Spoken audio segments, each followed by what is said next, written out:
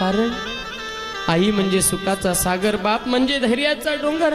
ज्या दिवशी आई मरते त्या दिवशी सुखाचा सागर आटून जातो मायबाप, आणि ज्या दिवशी बाबा मरतात त्या दिवशी धैर्याचा डोंगर डगमळून जातो. आठवा ती आई. मला सांगा, आज कॉम्प्युटरचं युग आहे. छोट्याशा मोबाईलवरून 1 मिनिटामध्ये अमेरिकेमध्ये बोलू शकतो आपण दुसऱ्याशी. पण विज्ञान किती मोठं प्रगत झालं. हार्ट सर्जरी करायची असेल तर एवढीशी बारीक बारीक कॅमेरा निर्माण केला विज्ञानाने. छोटंसं छेद टाकून आतमध्ये टाकला जातो आणि सगळं हार्ट मध्ये कुठे कुठे ब्लॉकेज आहे ते कळतं. विज्ञान हार्ट पर्यंत पोचलंय.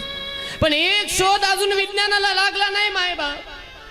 ज्या दिवशी बाळाला जन्माला माय घालते, नाळ कापला जातो, बाळाला आंघोळ घातली जाते, बाळाला बाळुत्यात गुंडाळलं जातं आणि आई जवळ ठेवलं जातं. बाळुत्यात गुंडाळलेल्या बाळाला आई उराशी लावते आणि मग आईच्या सर्व अंगात रक्त तिच्या स्तनात जिरतं. त्याचं दूध कसं होतं नाही विज्ञानाला कळालं. आईशिवाय ते कोणीच करू शकत नाही महाराज, आईशिवाय कोणीच करू शकत नाही.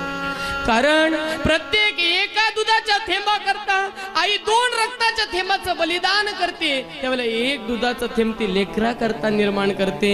लेकरांना एकच विनंती आहे, आईच्या त्या दुधाला विसरलात, कितीही श्रीमंत झालात तरी कधीही आपण सुखी राहू शकत नाही बा. कारण आई आई करता कधीच जगत नाही.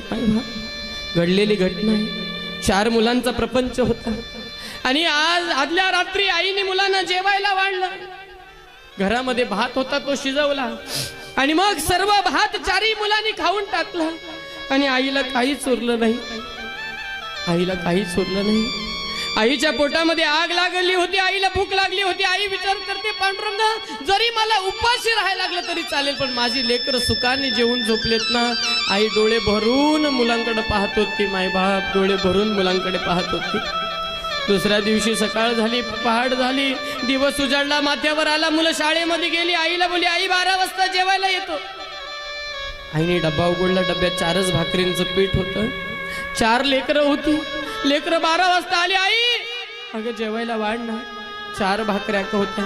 आईने 4ही मुलांना 1-1 भाकरी वाढली आणि मग आई त्या मुलांकडे पाहत डोळ्यातलं अश्रू डोळ्यात जिरवत देवाला एकच विनंती करते, देवा जगात कितीही दुःख असलं तरी ते मला दे, पण माझ्या लेकरांना सुखी ठेव. ही प्रत्येक आईचं मागणं आहे आणि प्रत्येक बापाचं मागणं आहे. मायबा प्रत्येक बापाचं मागणं आहे. मुलं मटामटा भाकरी खात होती. मोठ्या मुलाने विचारलं, आई अगं तुला भूक नाही का?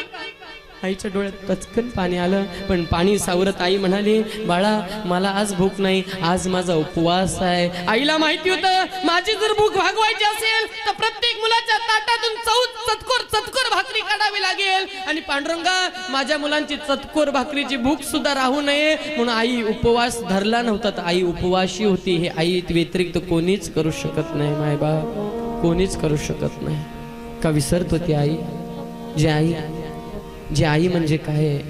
जी आई म्हणजे निरंजनामध्ये जळणारी वात म्हणजे आई आहे आणि दगडावर झिजणारं चंदन म्हणजे आपले वडील आहेत. मायबा चंदन म्हणजे वडील आहेत, जळणारी वात म्हणजे आई आहे. एक दिवशी निरंजन हसायला लागलं आणि वातीला विचारायला लागलं, अय वाती ताई अगं तुला दुःख होत नाही का ग?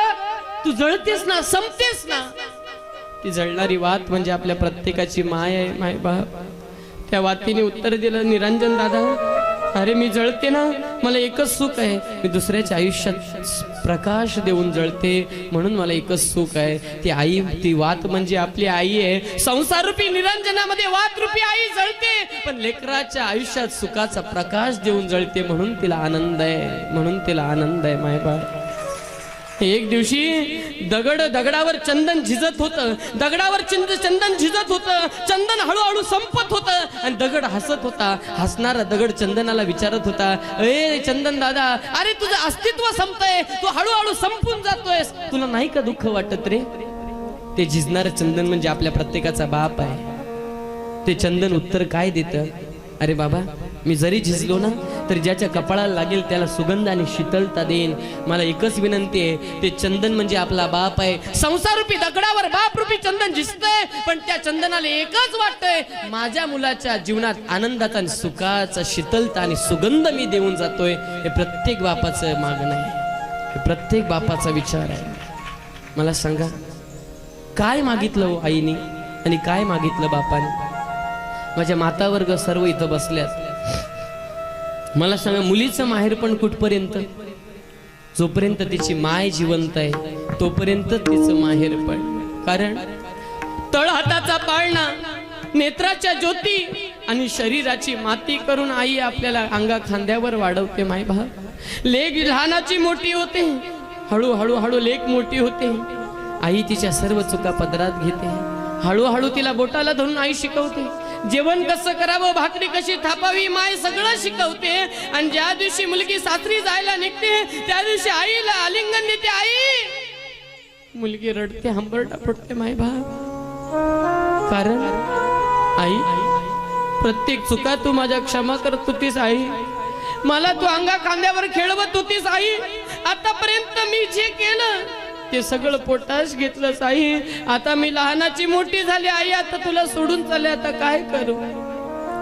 कालांतराने लेक तिच्या संसारामध्ये रममान होते. तिला लेकरं होतात. आई म्हातारी होते. आई 70, 75, 80ची होते. आईच्या चेहऱ्यावर सुरकुत्या पडतात. आईचे पाय लटलट लटलट कापतात. आईचा हात थरथर थरथर कापत राहतो. आई विनंती करते, लेकी एकदा येऊन जाना. लेक येते. लेक आल्यानंतर लटलटते, पायाने उभी राहते. माय थरथरते, हाताने तिच्या गालावरनं फिरवते हात. आणि ज्या दिवशी माय गालावरून हात फिरवते त्यावेळेला प्रत्येक मुलीला स्वर्ग सुद्धा ठेंगणा पडतो. आईच्या स्पर्शात ताकद आहे माय बाप, आईच्या स्पर्शात ताकद. लहान लेकरू वर्षापर्यंत